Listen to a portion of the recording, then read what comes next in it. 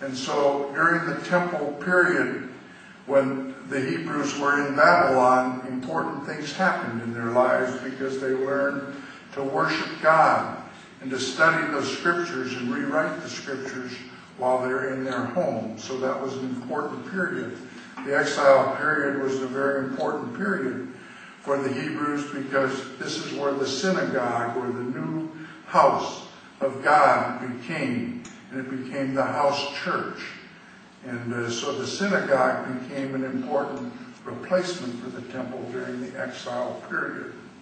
And then as we study the evolution of the tabernacle and the temple, we'll remember Ezra and Nehemiah and their returning to Jerusalem when the Persians had taken over and freed the Hebrews to go back to Jerusalem. And the second temple was built by, of course, Ezra and Nehemiah.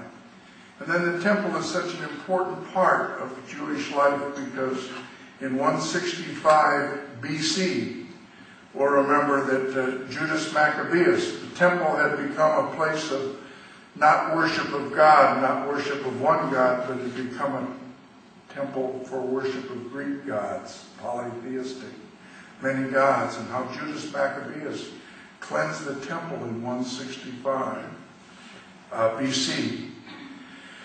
And this cleansing of the temple is now celebrated by our Jewish friends in what they call Hanukkah. The Festival of Lights is really the festival that celebrates the cleansing of the temple. And the temple is so important to Jewish life. But then the Jewish temple, Herod, when he became king, about 37 BC, just before Christ was born, Herod realized that the temple was a really sort of a marketable situation, could increase the economy of the Judea-Jerusalem area. And the Hebrews would come from all over the Mediterranean basin for these feasts. So Herod's temple, which was the temple that was in existence when Jesus came, was a much bigger temple. He had expanded the temple. And it had many porches, and it was much more useful because maybe 500,000 people would come to Jerusalem on the Feast of Passover. And 500,000 people had to go through the temple and bring their animal and have it slaughtered and have their sins forgiven. So the temple was very important at the time of Herod and very important at the time of Jesus. But we'll remember that Jesus had a lot of problems in the temple, didn't he? He would go to the temple, and what would be happening? People would be gambling, there would be money changers in the temple. And he said, really, the house of God is a house of prayer. It's not a house for money changers and people. So Jesus had a number of problems with the Hebrew temple in his ministry. And we see that Jesus in the temple, for example, in Matthew 4, Jesus mentions about the idea that the temple is going to be destroyed and it will be rebuilt in 3 days. And he's really talking about his death, isn't he, and his resurrection. So really, as far as Christians, in John 2:19, destroy this temple and I will raise it again in 3 days. The temple he had spoken about was really the temple of our body.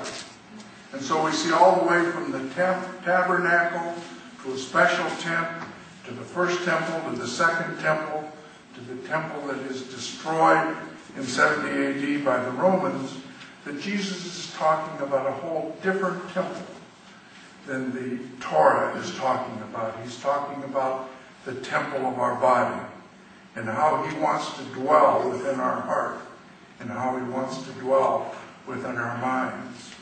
And so the temple that Jesus is talking about for those of us who are followers of Jesus Christ is really the temple within, isn't it? And that is the temple that we honor today as Christians.